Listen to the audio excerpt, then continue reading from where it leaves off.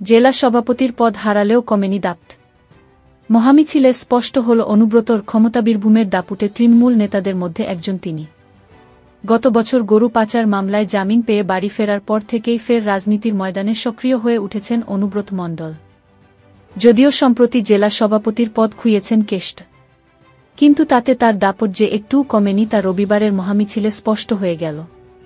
মিছিলের সামনে পিছনে অনুব্রতর বড় কাটআউট দেখে মনে হচ্ছিল তিনিই যেন এই কর্মসূচির ডাক দিয়েছেন। অনুব্রতময় মহামিছিলের সাক্ষী থাকল বীরভূম। সম্প্রতি বীরভূমে জেলা সভাপতির পদ তুলে দিয়েছে তৃণমূল কংগ্রেস। 9 সদস্যের কোর কমিটির হাতে জেলার সংগঠন সামলানোর দায়িত্ব তুলে দেওয়া হয়েছে। পদ হারানোর আগে নলহাটিতে তৃণমূলের মহকুমা স্তরের সভা ডেকে সিউড়ি, রামপুরহাট ও বোলপুরে মহামিছিলের ডাক দিয়েছিলেন অনুব্রত। কোর কমিটিকে উপেক্ষা করে তার সেই কর্মসূচির ডাক দেওয়া নিয়ে দলের একাংশের মধ্যে ক্ষোভের সঞ্চার হয় বলে খবর। এরপরেই জানা যায় পদ খুইয়েছেন কেষ্ট। পরবর্তীতে চেয়ারপারসন আশিস বন্দ্যোপাধ্যায় কোর কমিটির বৈঠক ডেকে অনুব্রতর কর্মসূচিকে মান্যতা দেন।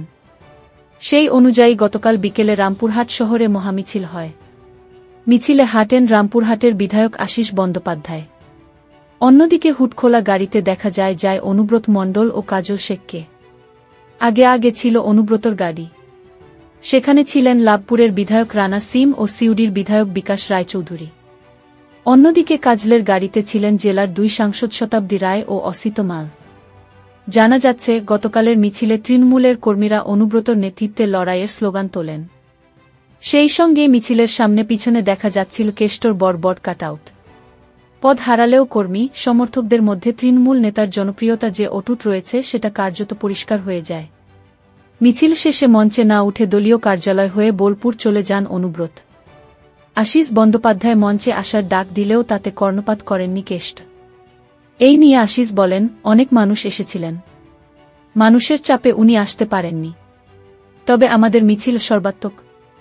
অন্যদিকে সংবাদমাধ্যমের মুখোমুখি হয়ে মহকুমার 5 জন বিধায়ক ও ব্লক সভাপতিদের ধন্যবাদ জানান অনুব্রত।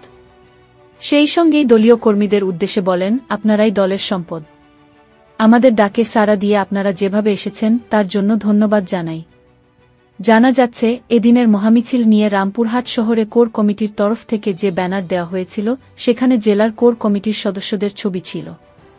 তবে আইএনটিটিইউসির তরফ থেকে অনুব্রতর কাট আউটে গোটা শহর ছেয়ে দেওয়া হয়।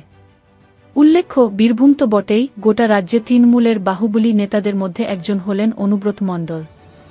গরু পাচার মামলায় গ্রেফতার হয়ে দীর্ঘদিন নিজের এলাকা থেকে দূরে থাকলেও দলের কর্মী, সমর্থক ও সাধারণ মানুষের মনে নিজের স্থান ধরে রেখেছেন কেষ্ট। গতকালের মিছিলে একথা যেন ফের একবার প্রমাণ হয়ে গেল।